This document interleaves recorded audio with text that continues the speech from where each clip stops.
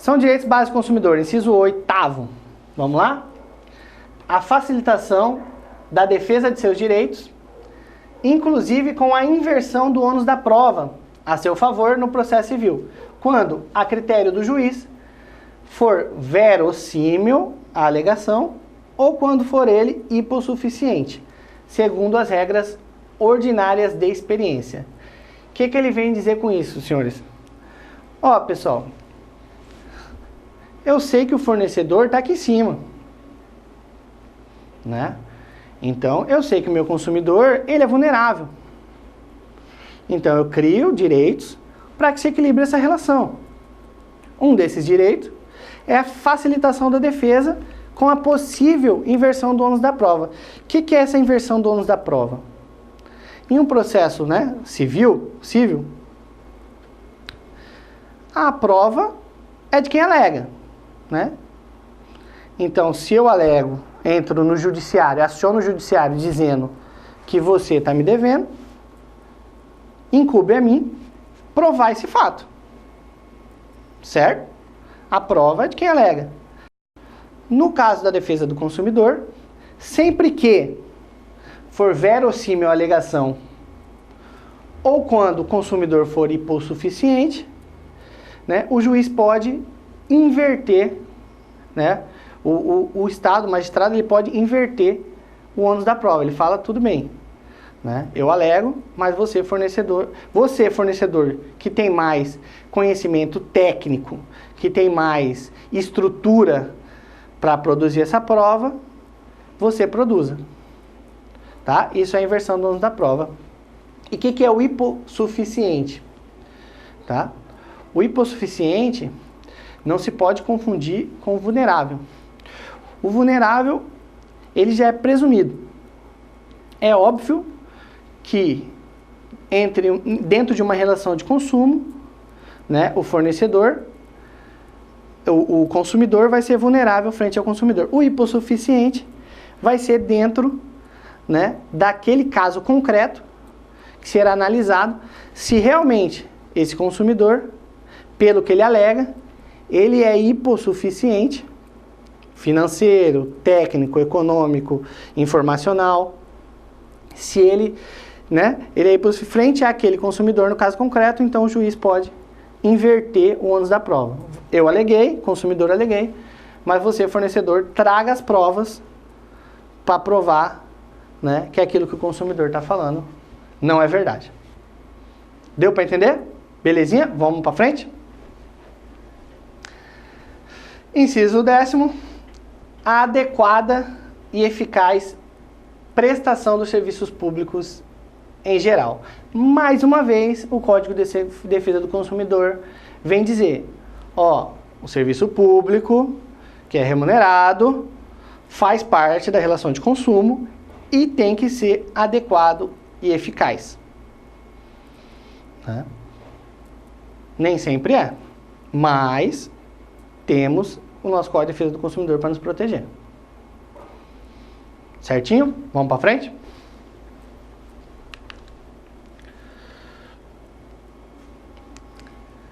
Finalizamos toda essa questão da relação de consumo, certo? Quem é consumidor, quem é fornecedor, como se dá essa relação de consumo, né?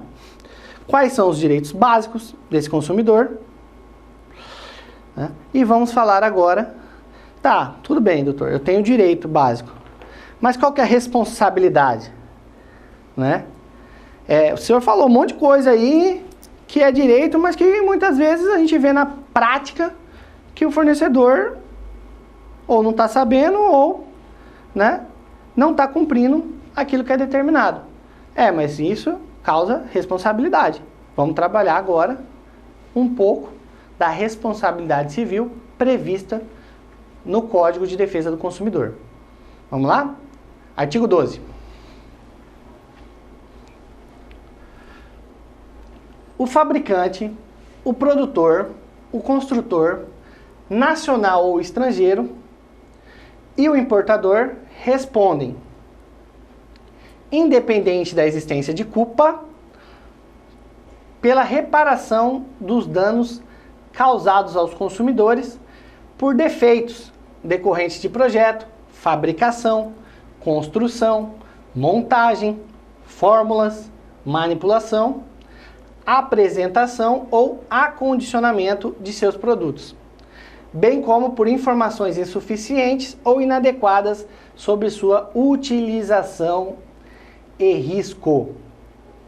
Então, primeira coisa importante que ele nos traz é o seguinte: o fornecedor, né, o fabricante, produtor, construtor, nacional ou estrangeiro.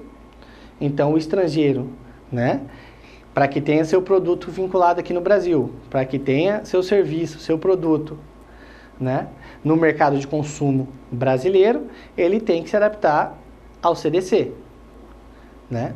O que é o CDC? Código de Defesa do Consumidor. Tá certo? Então, a primeira gaivota já está aí. A segunda, pessoal, independente de existência de culpa. O que significa isso? Que essa responsabilidade ela é objetiva, né? Então, se houve aquele defeito, né, e isso causou um dano ao consumidor, você responde, você fornecedor responde independente da existência de culpa. Tá certo? Olha as gaivotas voando, pessoal. Vamos lá?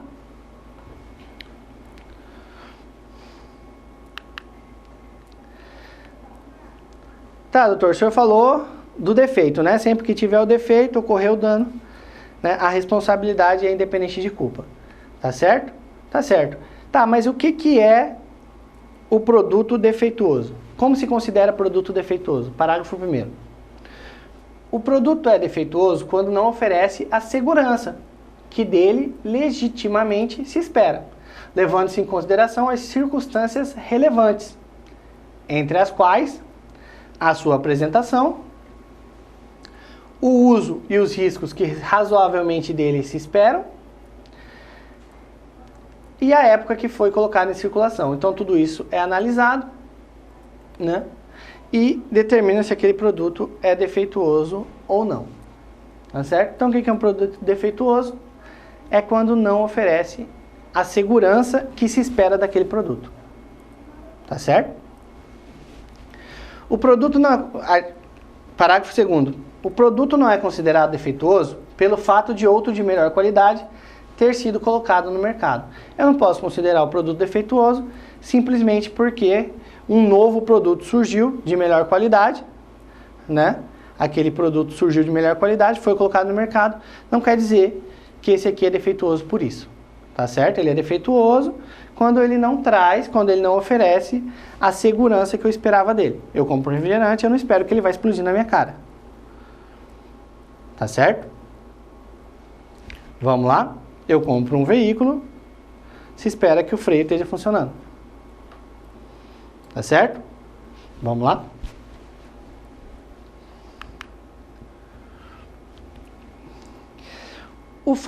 Parágrafo 3º. O fabricante, o construtor, o produtor ou o importador só não será responsabilizado quando provar. Então, peraí, doutor, o senhor falou, né, que se tem um defeito naquele produto, né, e ele causou defeito, né, tem um defeito lá e não tem a segurança que se esperava dele, certo? Causou um dano, então aquele fabricante, aquele construtor vai responder independente de culpa, é isso? Isso, exato, né? Mas quando que ele não responde? Ocorreu o dano, mas ele não responde quando? Quando a gente tem as excludentes de responsabilidades que estão aqui previstas no parágrafo 3º. Não colocou o produto no mercado.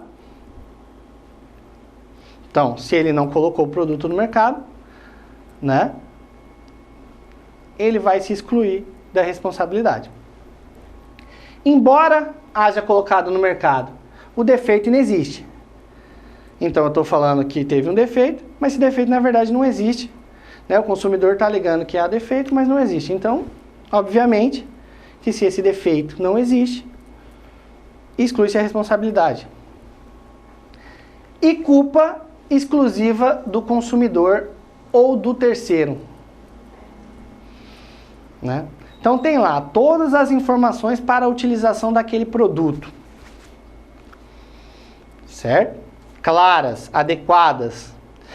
E você quer utilizar de forma totalmente diferente, né? E por sua culpa, uma coisa que você inventou, que você modificou, ocorreu dano. Então, logicamente, que se a culpa for exclusiva do consumidor, exclui-se a responsabilidade desse fornecedor, tá? E também temos a culpa exclusiva de terceiro. Quem é terceiro? Terceiro é aquele que não faz parte daquela relação, né? Consumidor-fornecedor, eu tenho um terceiro que não faz parte. Então, não é o construtor, não é o produtor, não faz parte dessa cadeia de consumo. É um terceiro, né, que veio de fora e, por uma culpa daquele terceiro, houve o defeito, ocorreu dano. Tá certo? Então, isso exclui a responsabilidade do fornecedor. Ok? Lembrando que quem faz parte dessa cadeia de produção não pode ser considerado como terceiro. Tá certo? Vamos para frente? Entenderam a responsabilidade, né, pelo produto defeituoso? Tá? Então isso vai nos trazer danos. Trouxe dano, produto defeituoso, responde o fornecedor independente de culpa. Tá? Isso é o que a gente chama de acidente de consumo. Tá certo? Grava isso, que mais pra frente a gente vai falar do vício, né? E a gente vai ter que fazer a diferenciação. Então grava. Acidente de consumo, né? Fato do produto. Certo? Produto que não tem a segurança que se esperava dele. Ok? O artigo 13º, ele vai falar da responsabilidade do comerciante. Lembra que eu falei do produtor, do construtor, né? Vamos falar um pouco do comerciante. O comerciante é igualmente responsável, nos termos do artigo anterior, quando o fabricante, o construtor, o produtor ou o importador não puderem ser identificados, o produto for fornecido sem identificação clara de seu fabricante, produtor, construtor ou importador, ou não conservar adequadamente os produtos perecíveis, certo? Então, o Código de Defesa do Consumidor, em primeira parte, exclui o comerciante daquela responsabilidade pelo defeito do produto, certo? Mas ele traz, ó, você vai ser igualmente responsável, você comerciante vai ser igualmente responsável se fabricante, construtor, né, não for identificado, ou se essa identificação não for clara, ou se no caso dos produtos perecíveis, você não conservou adequadamente. Se você não conservou adequadamente, o comerciante vai responder também, né, nos mesmos termos do produtor, do construtor. Tá ok? Parágrafo único. Aquele que efetivar o pagamento ao prejudicado poderá exercer o direito de regresso contra os demais responsáveis, segundo sua participação na causação do evento danoso. Né?